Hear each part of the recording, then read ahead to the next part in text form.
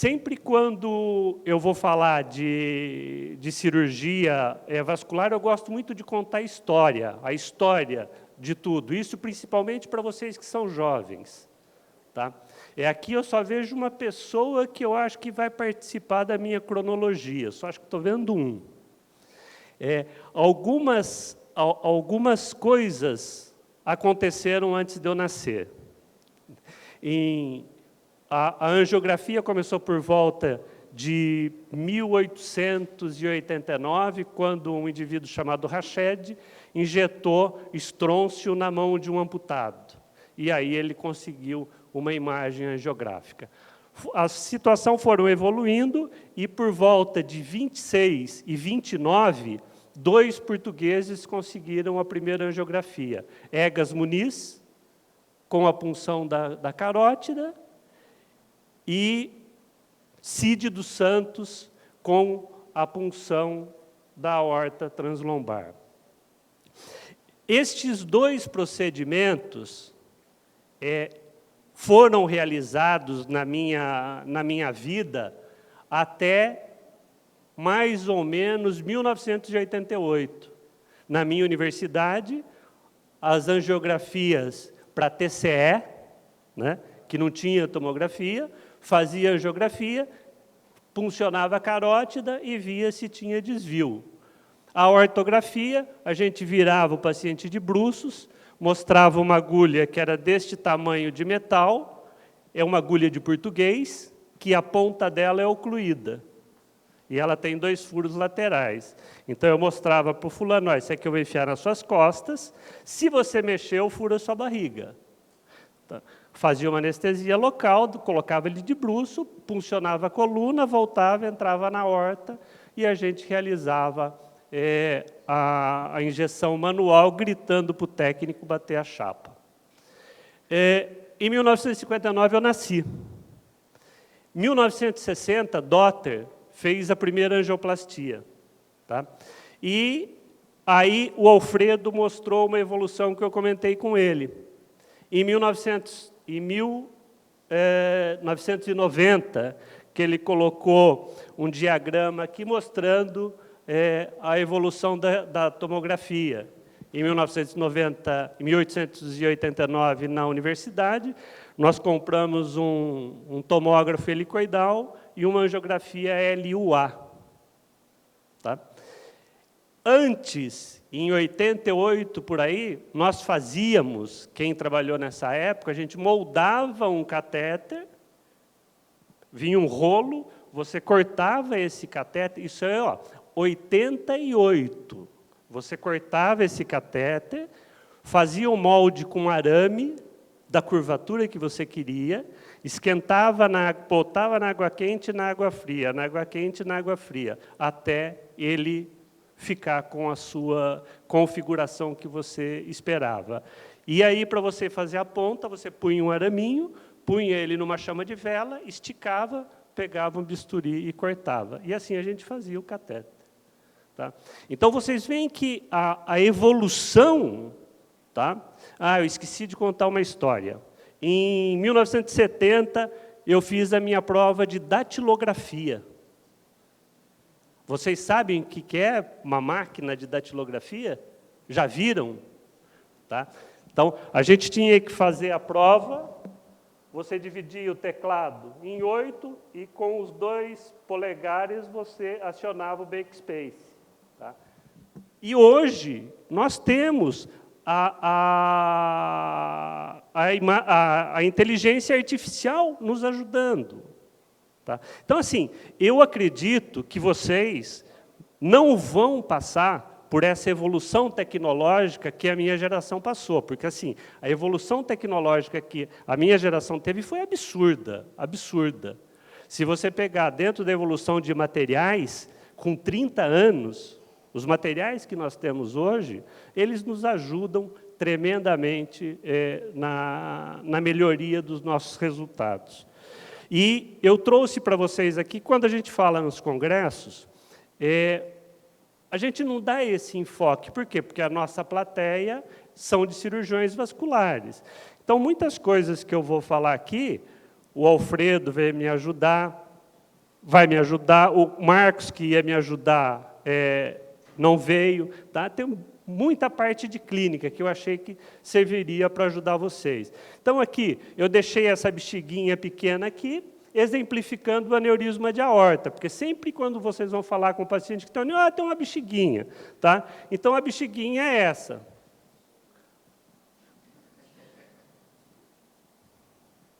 Opa, furou a minha apresentação. Então, ela ficou pequenininha aqui. Desculpa. Ela ficou pequenininha aqui durante toda a palestra e, de repente, ela estourou. Então, este é o nosso principal objetivo. Quando que nós devemos tratar esse paciente? Em que situação que nós devemos tratar esse paciente? Nós podemos esperar, nós não podemos. Tá? Então, o aneurisma de aorta, ele tem alguns cuidados que nós temos que ter. Então, eu trouxe aqui para vocês alguns dados de literatura. Eu me baseei em 2 guidelines, um do SVS, que é o americano, e um do guideline europeu. E ambos, eles são um pouco antigos. Esse aqui é de 18 e o europeu é de 19. Então, tem muita coisa aqui da parte de coronária que foi dito ontem, que está totalmente passado. Se você pensar nessa época aqui, quando a gente falava de coronária, os stents que eram utilizados eram os stents sem medicamento farmacológico. Tá? E estava iniciando. Então, esse aqui foi o primeiro estudo, realizado entre 2003 e 2008. Só um momento, para o pessoal, para os alunos. Quando a gente vai falar em triagem, significa o quê? Que eu vou triar todos vocês aqui dessa sala. Eu vou examinar todos vocês aqui desta sala. Independente do método, eu vou palpar a barriga de todo mundo. É uma triagem. Quando eu falo em segmento, é que todos vocês aqui têm aneurisma. Então, eu vou seguir vocês por um determinado período. Tá? Então, quando a gente fala em triagem, eu vou examinar uma população em que eu não sei se ela tem ou não. Quando eu falo em aneurisma, é conveniente eu ir lá na escola primária e fazer uma triagem lá? É conveniente ou não? Vai me ajudar em alguma coisa? Não vai. No ginásio vai? Também não vai. No baile dos velhinhos vai? Aí vai. Então, a triagem, ela vai ter o seu resultado, foi a mesma coisa que foi dito na aula anterior, quando se falou de triagem do paciente com doença carotídea. Então, neste estudo aqui, foram realizados ultrassons em 3.000 habitantes dos Estados Unidos. E destes 3.000, tá, encontraram mais uma coisa, que é em relação ao aneurisma. O que é o aneurisma para vocês? O aneurisma é uma dilatação da aorta, aqui a gente está falando da aorta infrarrenal. Normalmente, se determinou um diâmetro de 3 centímetros, ou ele é 50% a mais do que o diâmetro da aorta suprarrenal. Então, você calcula esse 50% da aorta suprarrenal, soma com a da infrarrenal, e, a partir desse diâmetro, ele vai passar a se chamar aneurisma, que é 3 centímetros. Abaixo disso, a gente pode colocar como uma arteriomegalia. Nesta população aqui, determinando o diâmetro de 3 centímetros, o aneurisma foi encontrado em 1/4 da população, e da população acima dos 50 anos. Tá? De 50 a 84 anos. Uma outra incidência maior que foi encontrada. Então, a incidência maior foi acima dos 65 anos. Outra incidência maior no sexo masculino. Outro achado em relação à origem do paciente. Então, foi menor nos afro-americanos e nos asiáticos, e mais frequente nos brancos. Outra relação que essa se torna importantíssima, a relação com o cigarro. Tá? Então, nós vamos ter um indivíduo fumando 10 cigarros por dia por 10 anos, tá? Ele vai ter uma incidência aumentada em relação ao não fumante. Se ele passar para 20, essa relação passa para 35%. Tá? E quando esses indivíduos param de fumar, nós encontramos um índice melhorado da presença de aneurisma. Outra incidência que foi encontrado, tá? Então, uma maior incidência com ingesta de sal, com hipertensão, com a doença obstrutiva crônica e com a doença cardiovascular. Da mesma forma que os outros aneurismas, que é o de origem intracraniana, aqui também tem um viés de herança familiar. E neste grupo aqui, foi encontrado em torno de 20%. Então, se a gente pretende fazer uma triagem, nós vamos fazer em que? Em que população? Numa população acima de 60 anos, preferencialmente em homens, preferencialmente fumantes, e que tenham os fatores de risco. O exame clínico, ele é mandatório, principalmente os cardiologistas, né, que têm um maior controle desses pacientes, é importante que você palpe todos os pulsos. Tá? A sensibilidade da palpação da aorta, ela vai depender muito da cintura do paciente. Bati sem querer. Os pacientes um pouco mais gordinhos, a gente não vai conseguir palpar a dilatação da aorta. Aqui são alguns parâmetros que eu coloquei, tá? Do início da aorta, na 12ª vértebra torácica, e aqui na região do umbigo, nós encontramos a bifurcação da aorta abdominal. Então, nós vamos palpar a aorta abdominal no mesogástrio. Por que palpar todos os pulsos? Porque nós temos uma concomitância entre os aneurismas periférico, aneurisma de poplítea, com o aneurisma de aorta. Tá? E nós temos uma concomitância de aneurisma de poplítea com o aneurisma de poplítea do outro lado, em torno de aproximadamente 60% a frequência. Quando você tem numa perna, você tem numa outra. Se vocês, alunos, forem palpar uma poplítea e foi super fácil, desconfie que ele tem um aneurisma, porque a poplítea é difícil de palpar. Tá?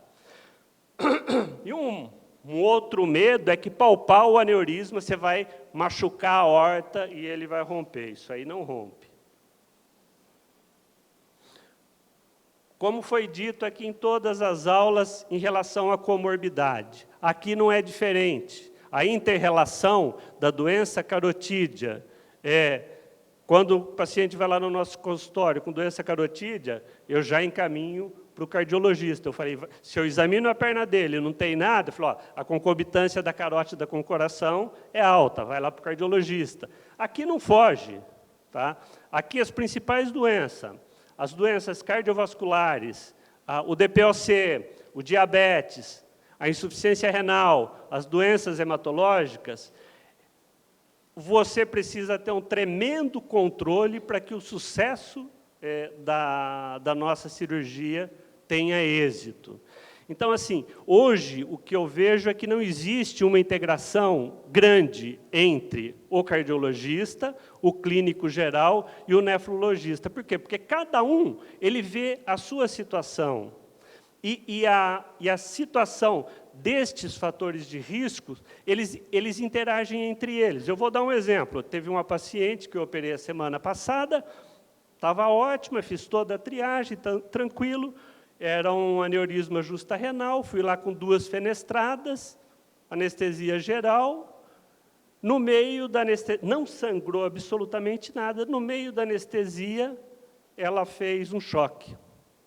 O anestesista não conseguiu definir, ela ficou 15 minutos, aí isso desenvolveu uma cascata total, insuficiência renal, ela era fumante, aí entrou para o tubo, não saiu do tubo. Então, as comorbidades, elas vão se interrelacionar entre elas. Tá?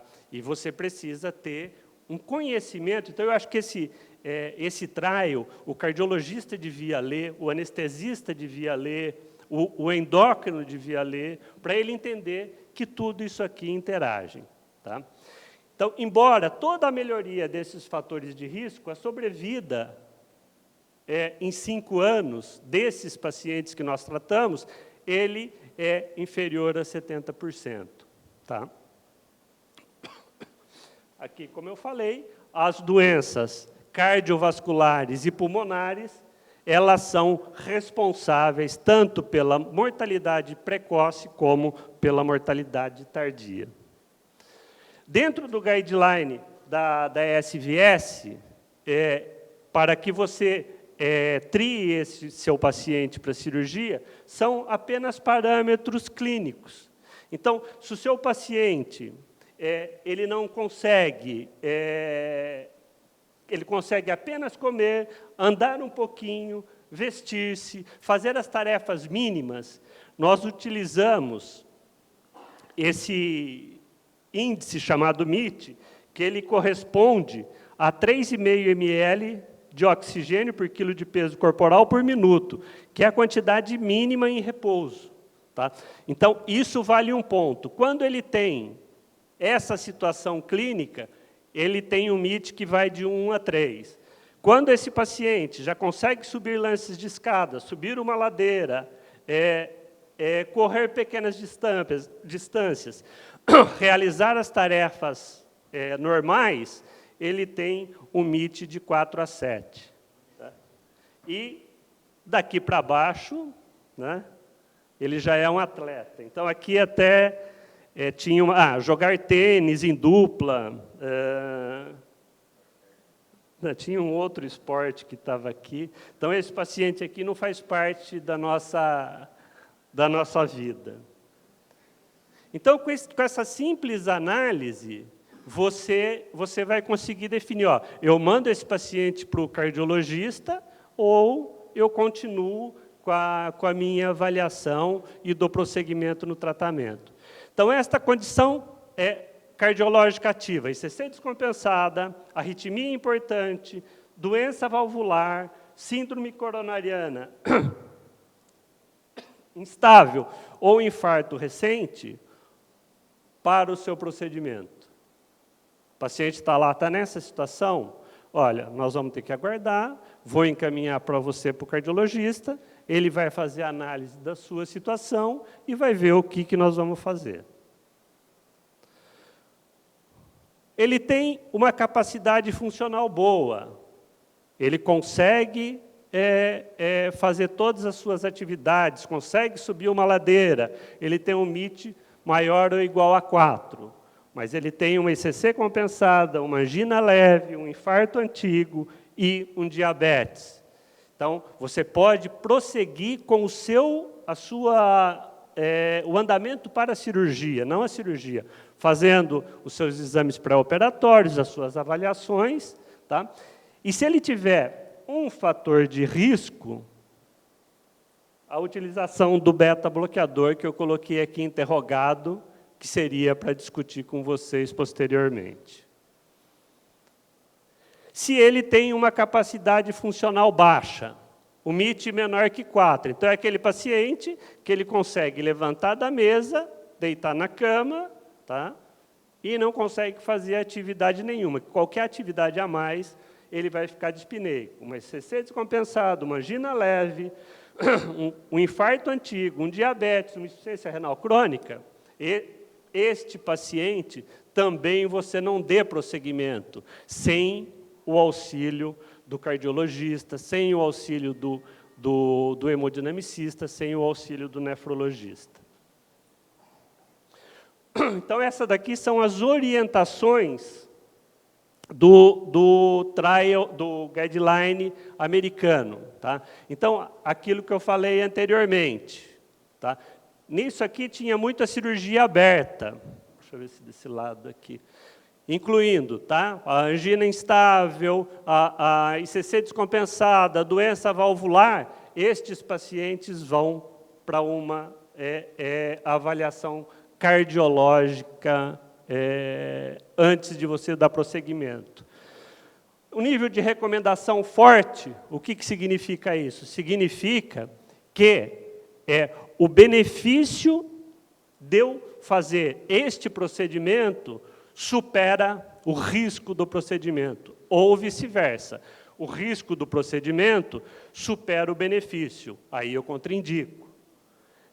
A qualidade de evidência moderada significa que, se eu tenho uma qualidade de evidência alta, significa que, provavelmente, novos estudos não mudarão a minha conduta. A moderada significa que novos estudos podem alterar esta situação.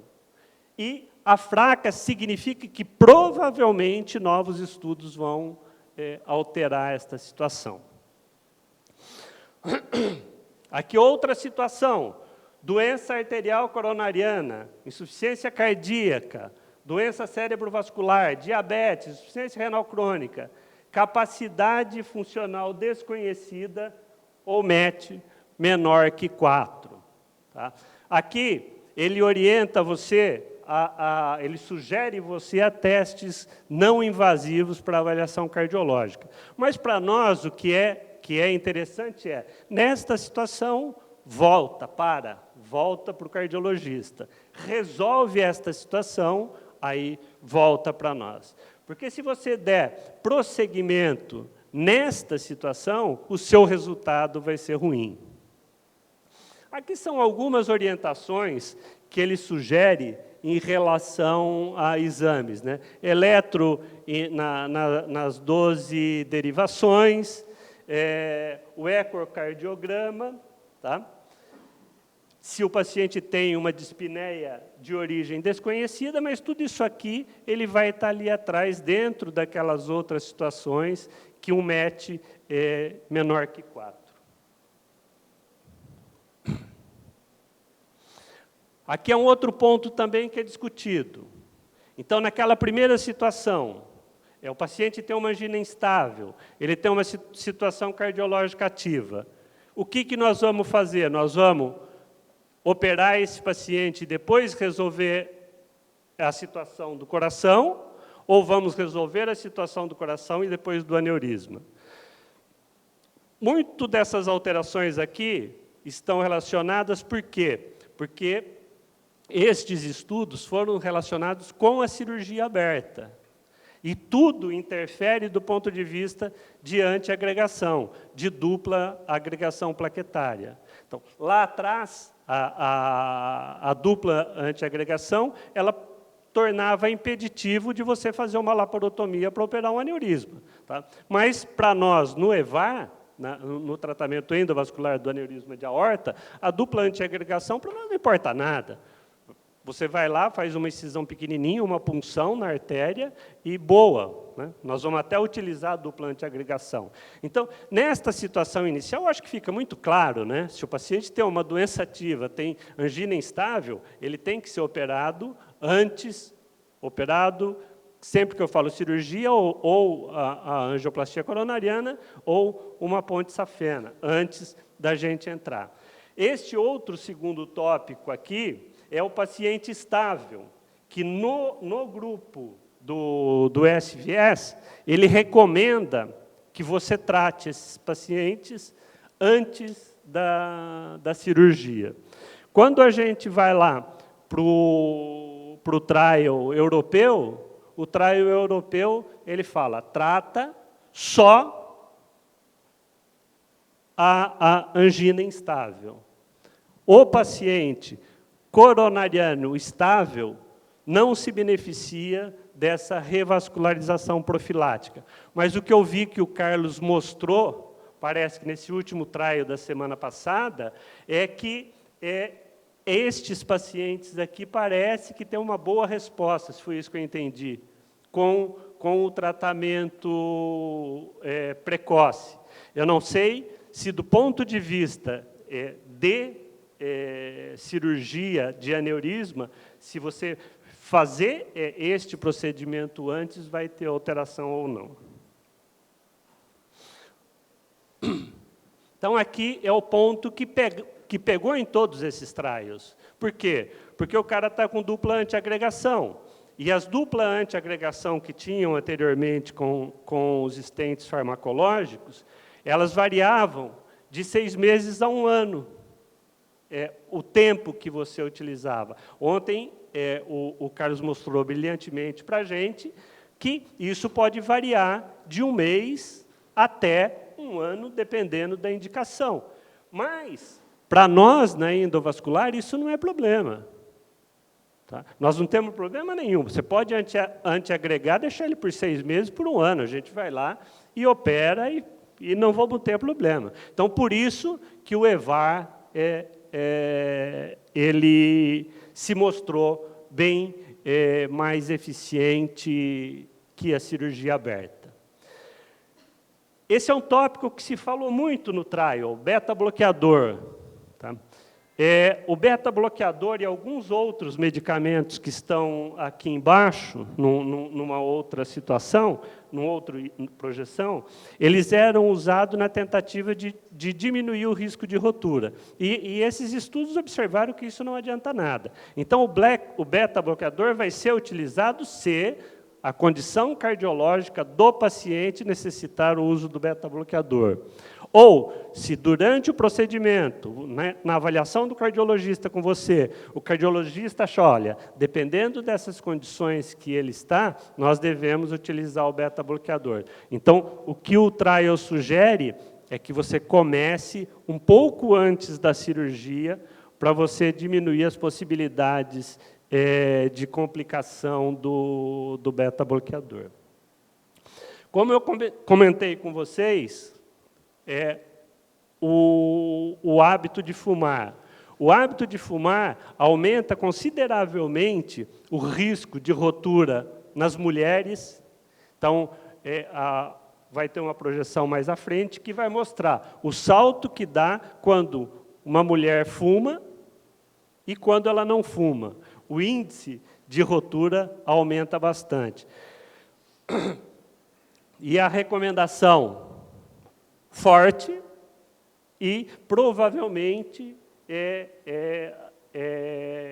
novas pesquisas podem ou não alterar essa recomendação. Mas eu acho muito difícil você tirar essa recomendação de você parar de fumar. Então, essas daqui são algumas drogas que eram administradas na tentativa de reduzir essa taxa de rotura e que isso aí não foi encontrado. E o beta-bloqueador, mais uma vez aqui, tá? Não devemos utilizar, tá? Se a opção for devido ao risco de rotura. Então, é forte a indicação. Então, significa que o risco de você usar, tá? Ele é maior do que o benefício trazido. Então, ele contraindica. Então, é forte. Aí, outra situação grave, que foi aonde a minha paciente se enquadrou. O DPOC. Ela era uma fumante crônica, tá? Na época da análise, eu encaminhei ela para o pneumologista, fez as análises que ele achava conveniente e liberou ela para a cirurgia. Tá? Ela era diabética, era hipertensa, DPO-cítica. Esta razão da DPO-cítica é que ela não saiu do tubo ainda. Ela está há 1 semana no tubo.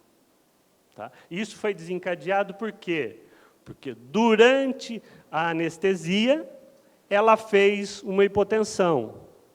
Não foi minha culpa, não, foi do anestesista. Tem algum aí? Tem anestesista aqui? Então foi do anestesista mesmo. Nós encontramos uma incidência de 7 a 11% de aneurismas em pacientes DPO-cíticos. Tá? O DPO cítico, ele tem uma inter-relação com a rotura do aneurisma. E quando associa o cigarro, esse índice de rotura aumenta. Assim, é inacreditável você ver, né, um paciente que usa o oxigênio, mas ele precisa estar com o cigarrinho. Na minha época de estudante, tinha uma vozinha que ela andava com o cilindro de oxigênio e o cigarrinho na mão. Tá? Então, essa é uma situação. Quando eu vejo, para de fumar, tira o cigarro, eu acho que... Eu não fumo, mas eu acho que é uma situação muito difícil você tirar o cigarro da mão de um fumante. Vantagem... Alguém aqui já viu uma cirurgia aberta de aneurisma? Só você? Você também? É cirurgia de aneurisma roto. Alguém já viu?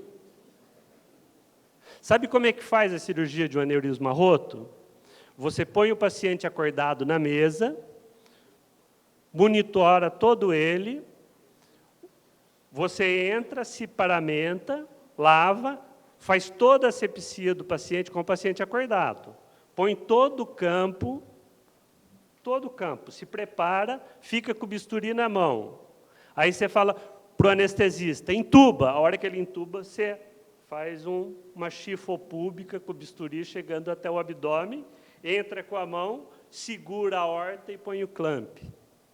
Por quê? Porque quando o anestesista induz o paciente com aneurisma roto, ele provoca um relaxamento no abdômen, e isso, a pressão do cara vai lá embaixo, ele choca.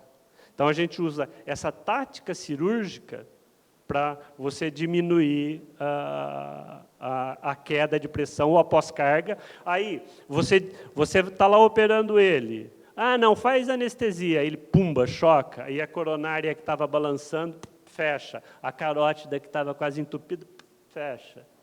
O rim vai para baixo. Tá? Então, assim, o EVAR, a cirurgia endovascular, na minha visão, ela não tem mais como voltar. Ela não tem mais como voltar. Faz muito tempo que eu não faço uma cirurgia aberta. Acho que o ano passado eu fiz uma. Tá? É só endovascular. Mais lá na frente nós vamos fazer alguns outros comentários. Por quê? Porque você pode fazer com uma anestesia local. Você faz punção aqui na femoral, disseca a femoral e você trata com uma anestesia local. Tá? Então, o paciente não vai ser entubado, o paciente pode ficar acordado, o controle pressórico vai ser mantido. Tá? Então, o risco é muito menor. Parar de fumar antes do reparo. Tá? É meio lógico, tá? É meio lógico, mas... E a utilização, uma outra recomendação deles é a utilização do broncodilatador por 2 semanas. Mas eu prefiro passar isso para o pneumologista. Então, eu mando para ele e ele vai ver o que ele acha necessário e me encaminha. E o DPO cítico grave, tá? Ele vai ter uma sobrevida em 5 anos menor que o paciente normal. Tá? Então, para que serve isso? Serve para ver, vou operar o DPO cítico grave? Ele vai ter uma sobrevida de 5 anos. Vale a pena? Então, aqui, mais sugestões do trial. Tá? Então, estudos de função pulmonar pré-operatórias.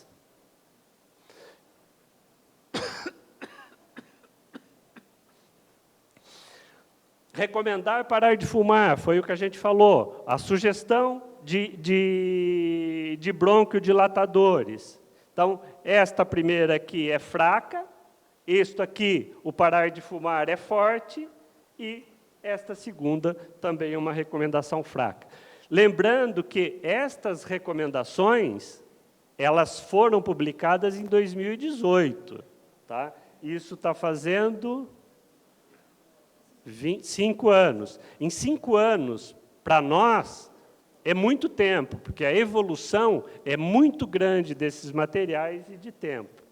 Tá? E a Sociedade Europeia, ela considera que todos esses pacientes que têm um DPO cítico, eles têm que ser analisados com uma espirometria, o que o outro estudo não confere.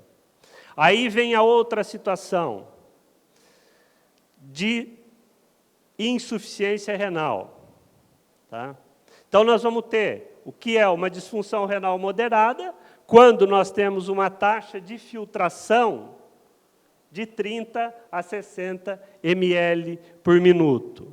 Tá? Nós vamos ter uma disfunção grave quando nós temos uma taxa de filtração menor que 30 ml por minuto. Na insuficiência renal, tanto no procedimento aberto quanto no procedimento endovascular, a morbimortalidade são iguais. Só que, quando você faz um comparativo de uma cirurgia endovascular com uma cirurgia aberta, eu acho um pouco complicado esses dados que são dados, porque para você treinar o indivíduo para ele fazer um bypass aorto-bifemoral, abrir o abdômen, clampear a aorta, fazer uma ponte, é muito tempo de cirurgia. Tá? Quantos bypass você fez na residência, Daniel? Aberto. Quantos você fez? 5. Tá? Quantos EVAR você precisou fazer para aprender? Para aprender. Tá? Então, 5 aorto-bi e 6 EVAR. Dentro desse aprendizado, em qual você acha que você está melhor? Na cirurgia aberta ou no EVAR? É muito mais fácil de você realizar. Tá? Só que nós temos um grande risco hoje. Tá?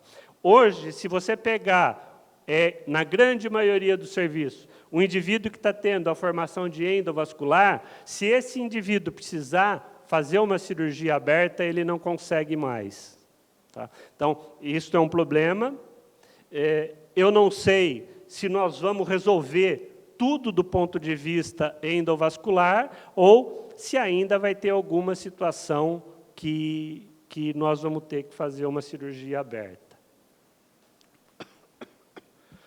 E quando este paciente tem uma insuficiência renal grave, tá, os resultados são ruins tanto para o EVAR como para a cirurgia aberta.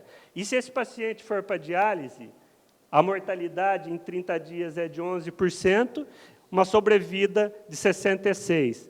E em um ano, 37%, em um ano, 60% em um ano e 37% em 3 anos. E este paciente vai ter uma sobrevida média, o renal crônico, de 2 anos. Então, quando você vai analisar, operar um renal crônico, tá, ou um paciente que está no limiar, você vai ter que analisar bem a expectativa de vida dele e as outras comorbidades que esse paciente apresenta. Aí tem outra situação, que é a nefropatia induzida por contraste. Então, a minha paciente foi lá, chocou. Não sangrou. Nossa Senhora, estourou. Meu horário estourou. Posso ir? Eu coloquei 150 projeções, e eu acho que foram 50. Aí entra uma outra situação. A minha paciente chocou lá. Ela estava bem, a creatinina dela era normal. Eu fiz a creatinina dela. Era normal. Aí ela chocou. E quando eu utilizo contraste, eu uso, faço 1/3 de soro e 2/3 de contraste. Eu usei uma seringa. Só que ela chocou. ela teve uma complicação cardiológica lá atrás, sabe que ela usava beta-bloqueador, isso aí ferrou a parte cardiológica, o anestesista não percebeu e ela chocou? Porque ela não sangrou. Aí o que aconteceu? Ela desenvolveu uma insuficiência renal induzida pelo contraste, embora eu usei o contraste diluído e usei um volume menor. Tá? Outras doenças, como eu falei, a doença renal, o diabetes, a ICC, a anemia, a idade avançada, proteinúria, gota, fração de ejeção, diminui isso em 40%. Uma fração de ejeção menor de 40% propiciam uma maior incidência da insuficiência da nefropatia induzida. Um outro estudo que eu identifiquei de angiografia de coronária é que um volume de 100 ml numa coronária dá 12% de nefropatia induzida. Então, o que a gente pode fazer? Diminuir o volume de contraste, suspender drogas nefrotóxicas, hidratar o paciente antes e depois, não utilizar contraste. Iodado, utilizar gás carbônico. Tá? O que é isso? A gente injeta CO2 dentro da artéria e consegue uma angiografia. Usar o ultrassom e este último ponto aqui, que é a imagem de fusão. Você pega o CD da tomografia, conecta no seu equipamento de arteriografia e aquela imagem da tomografia você utiliza para fazer o procedimento. Com isso, você diminui cerca de 50 a 60 ml de contraste. Isso aqui eu já vou adiantar um pouco. Isso aqui foi minha tese de mestrado em 2003, que eu fiz na Unicamp. Isso aqui é uma arteriografia num braço com fístula utilizando contraste iodado, e esse aqui é uma arteriografia no mesmo braço utilizando gás carbônico. Tá? Então, eu trouxe o catéter aqui, injetei 10 ml de gás carbônico e consegui essa imagem. Então, o gás carbônico ele vem sendo utilizado com grande frequência no tratamento do paciente com aneurisma abdominal. Você pode utilizar uma média de 200 ml, você consegue fazer a cirurgia. Então, diabetes, mesma coisa. Tá? Nossa paciente era diabética também. Então, esse é um outro fator de risco que vai interagir. Um ponto importante aqui no diabetes é a metformina. Então, a metformina, de uma forma geral, quando nós vamos fazer a angiografia, mesmo que o paciente apresente uma função renal boa, veio lá com uma ureia creatinina normal, nós retiramos a metformina de rotina. Tá? Não fazemos uma análise da taxa de filtração glomerular, não. Eu vou adiantar um pouquinho aqui, porque senão vai demorar. Então, distúrbios hematológicos. A gente observa que existe em alguns pacientes uma diminuição do nível de plaquetas. Em 92, eu tive um caso que era uma cirurgia aberta, era um paciente com aneurisma de aorta abdominal, ele tinha uma plaqueta um pouco baixa, e aí eu fiz uma incisão reto-peritoneal. Sangrou até morrer. Tá? Aí nós fomos pesquisar, era a tal da CIVD crônica. O trombo intra-aórtica, dentro da aorta, ele faz com que ocorra um consumo do nível de plaquetas. Então, aqui existe alguns pontos do ponto de vista hematológico, quando você deve transfundir, mas isso aqui já é rotina para todos. Tá? Quando você tem uma plaqueta menor que 150, então tome o cuidado antes de você fazer uma cirurgia. A triagem. Para que triagem? Vale a pena a gente fazer triagem? Por que a gente quer fazer uma triagem? A triagem ela é feita para quê? Para que a gente possa estudar essa população e tentar diminuir a morbimortalidade da doença em questão ou diminuir a morbimortalidade das outras doenças. O que ocorre no aneurisma é que nós não fazemos triagem aqui no Brasil. Tá? Então, o descobrimento do aneurisma ele é incidental. Ele vai lá no cardiologista, o cardiologista pediu um exame desse paciente, fez um ultrassom e descobriu. Normalmente, a palpação do abdômen, os pacientes que chegam encaminhados para a gente, doutor, eu fui em tal médico e ele palpou o abdômen e viu que tinha um aneurisma. É difícil. Tá? Então, normalmente, ele é um achado. Então, assim, dentro destes estudos de triagem, se enquadra dentro daquilo que a gente falou lá anteriormente. Então, as triagens, elas vão ser melhor realizadas nesta faixa etária. Eu costumo abaixar isso aqui. Eu trago a minha triagem, o paciente que vai no meu consultório, antigamente eu tinha uma ideia de idade, né? Eu fazia nos pacientes mais velhos, tá? Há 10 anos atrás eu fazia nos pacientes com 50 anos, agora eu estou fazendo nos pacientes com 70. Tá? Então, no jovem de 60 anos para baixo, eu não faço. Brincadeira, é porque eu tenho 60. Então, a idade é 50, eu vou dar, dependendo daquilo que você falou, eu vou dar uma triada na carótida. Se o cara não fez nenhum ultrassom, eu vou fazer um ultrassom do abdômen dele. Tá? Ele é fumante? Com mais fé. Ele é hipertenso? Aumenta a minha fé. Ele é diabético? Mais um pouquinho. Ele é depiocítico? Ele é mulher? Com tudo isso aí, vai para a triagem. Esse aqui foi um estudo, tá? E que houve uma redução de mortalidade realizando essa triagem desta faixa etária. Esse aqui é um outro estudo, que foram 67 mil homens em 13 anos, com 224 mortes por aneurisma, e no grupo controle 381 mortes. Então, ele teve uma redução de 42%. Tá? Com triagem. Então, o que é a triagem? Pegou todo mundo aqui e examinou todo mundo. Não, pegou esta metade aqui e examinou. Esses daqui, nós só vamos acompanhar. Então, aqui morreu 40% a mais do que aqui. Tá? Então, isto foi a triagem. Você está no óbito. Então, a triagem. Tá? O que nós encontramos? Quando é homem e fumante nesta faixa etária, 6 a 7% tem aneurisma. Quando ele não é fumante, cai para 2%. Quando a mulher é fumante, a mulher tem menos aneurisma que o homem, porém ela rompe mais que o homem.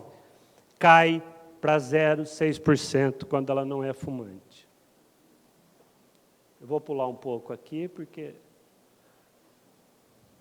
Vigilância. Então, o que é vigilância? Vigilância, eu sei, todos vocês têm aneurisma.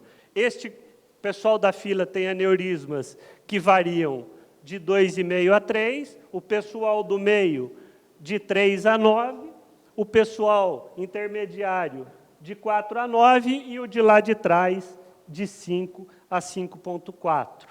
Tá? Por que você vai pegar um paciente que tem um aneurisma de 2 a 3 anos, você vai repetir o ultrassom só depois de 10 anos? Porque, na média, os aneurismas crescem 2,3 ao ano. Mas, na realidade, eu não faço, não. Eu, na minha clínica, o ultrassom é simples, não é invasivo. Eu faço o primeiro ano. Ele está pequeno, eu peço para voltar no outro ano. Eu repito. Se aí ele manteve, eu dou 3 anos. Eu não vou deixar esse paciente aqui 10 anos sem eu ver. Por quê? Porque aneurisma pequeno também rompe. Tá? Não é a maioria, mas rompe. Se eu mando esta mulher fumante para casa com esse aneurisma e mando ela voltar 10 anos, eu vou estar com rotura. Tá? De 3 a 9, repetir em 3 anos. Isso aqui tudo é ultrassom. Tá? de 4 a 4,9, repetir em um ano. Por que de 5 a 5,4? Porque o diâmetro que foi determinado dentro dos estudos, em que você conseguiu uma melhora nos estudos de controle, que você conseguiu diminuir a morbimortalidade, foi acima de 5,5 centímetro. Isso em quais estudos? Basicamente no estudo inglês. Por quê? Porque foi o que foi comentado na aula anterior. Lá eles são mais rígidos quanto à indicação. Hoje, aqui no Brasil, eu acho que a prática, para o homem, acima de 5, já está todo mundo indicando. E a mulher, a gente pode abaixar um pouquinho mais a indicação para cirurgia. Aqui mostrando, olha, o crescimento. Tá? Paciente com 2,9, em 13%, em 10 anos ele chegou a 5,5. Mas eu já operei aneurismas de 3,5, 4 centímetros roto. Ele podia estar aqui, eu esperei 10 anos e ele rompeu e não me chegou. Tá? De 3 a 3,4, 2,1%. Ele chega aos 5 em 3 anos e meio. E de 3,9, ele vai chegar muito antes, e nesta literatura, neste trabalho, tiveram que operar muitos deles em 2 anos.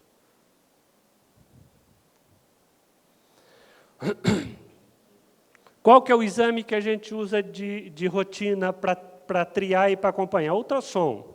Quando que nós vamos usar a tomografia? Quando nós estamos pensando em ter uma definição de cirurgia, tá? Para fazer análise de medidas, para acompanhamento pré-operatório e na dor abdominal que o paciente chega no pronto-socorro. Sempre quando a gente vai fazer uma análise da tomografia, esta análise aqui é errada. Tá? Se você receber a chapa do tomógrafo lá com uma medida no corte axial, ela está errada. Por quê? Porque o corte axial, eu não estou enxergando direito aqui, vocês enxergam a imagem? O corte axial corta a aorta como se fosse um salame. Então, se você for ver o diâmetro da aorta daqui a aqui, é muito maior do que ele é na realidade. Então, o que você tem que fazer? Você tem que corrigir essas linhas.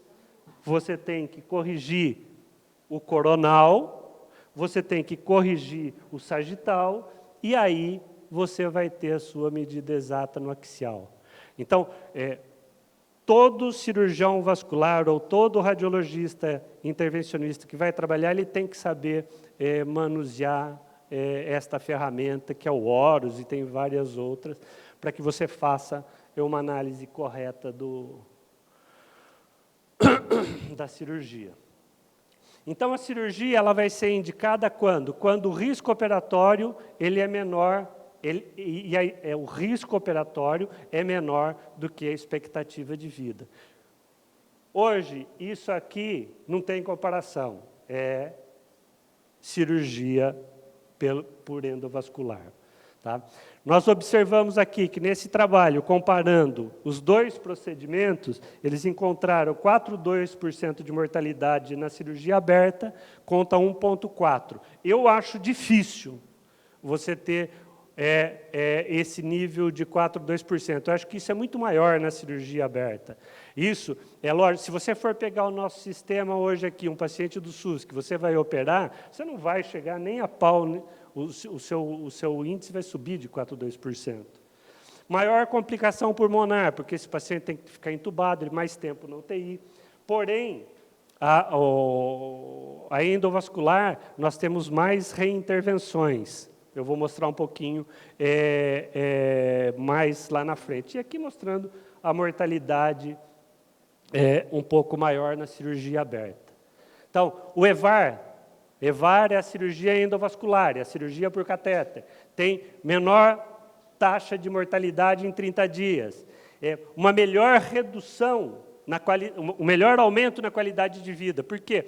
O paciente que faz uma cirurgia aberta, é uma chifopúbica, ele vai ter dor, ele não vai conseguir andar, ele vai demorar, no mínimo, uma semana para conseguir levantar da cama, que é uma paulada. O paciente com EVAR, no dia seguinte, se você fizer com punção, sem dissecção, ele sai andando. Tá? Então, assim, a recuperação é muito mais rápida. Agora, isto é uma coisa que acontecia um pouco mais no passado, por isso que estão nesses estudos. O Daniel está falando que acabou meu tempo. Deixa eu ver. Então, nós vamos parar por aqui, então, daí numa próxima, porque realmente eu me perdi aqui no tempo. Me desculpem. Deixa eu ver se tem mais alguma coisa aqui. Então, aqui o tratamento. Só terminar isso aqui, tá? Então, o tratamento é no homem 5,5. Nos Estados Unidos, já li reportes que eles tratam abaixo disso. Tá? Mulher, 5, você pode abaixar um pouquinho. Nos aneurismas fusiformes, que é aquela dilatação do lado da aorta, pode ser uma placa ulcerada que evoluiu para uma dilatação, então o tratamento é de rotina. Nos pacientes que são submetidos a QT, a radioterapia, a transplante, menor que 4.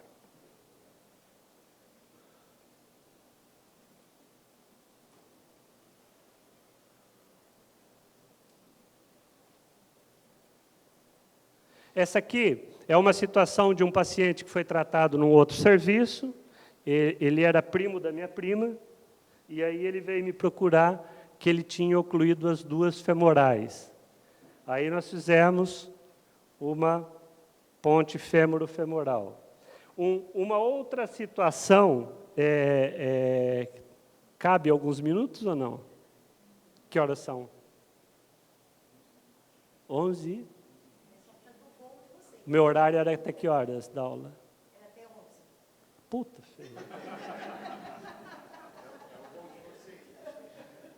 ter que ficar para pescar.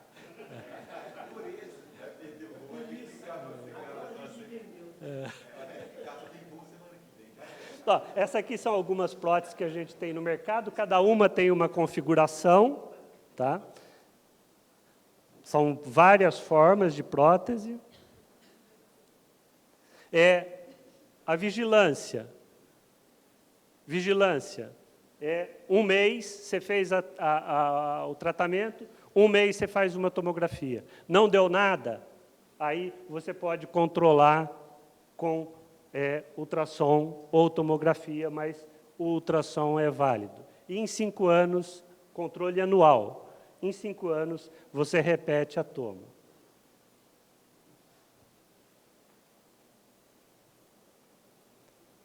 Eu dei a aula, no meu computador deu 40 minutos. Paciência, é isso. Isso aqui é uma outra situação que